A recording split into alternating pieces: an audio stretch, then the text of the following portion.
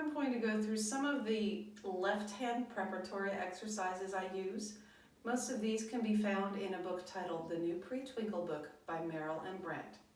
We start by getting the instrument in a nice balanced position and bring the left hand up. The first one I call Sea Serpent, and it explores the difference between tension and freedom in the left hand. Younger children especially will enjoy the silliness of this, and with older students we may skip the words entirely but explore the basic principles. Start by squeezing very tight, and we say, sea serpent, what do you hear? Ouch, I can't hear a thing because you're squeezing my ear. Then we move the hand back and forth loosely like this. Sea serpent, what do you hear? Ah, beautiful music coming through clear.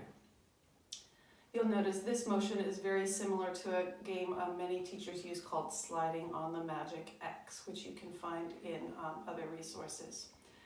Another one that I use a lot with younger students is I titled Billy Goat, and it's also from the same book.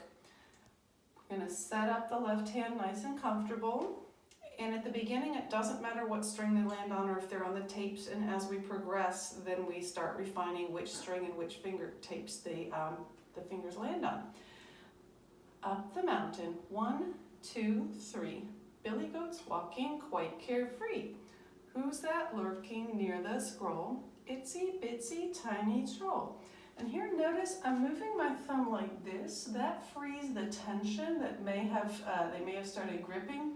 Some students will just move like that, and I will reach over and just loosely move their thumb so they find freedom in the thumb. Then, down the mountain, 3, 2, 1. Come on, Billy Goats, run, run, run. One more finger game that's not in the book and doesn't need the violin. We call this food fight. Young children find this very fun.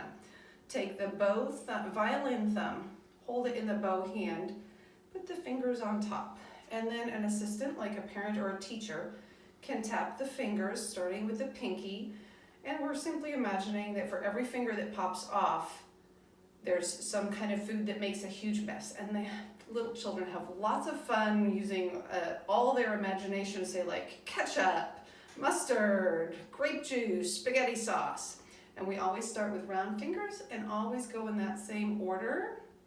And that's a great finger control, finger lifting exercise.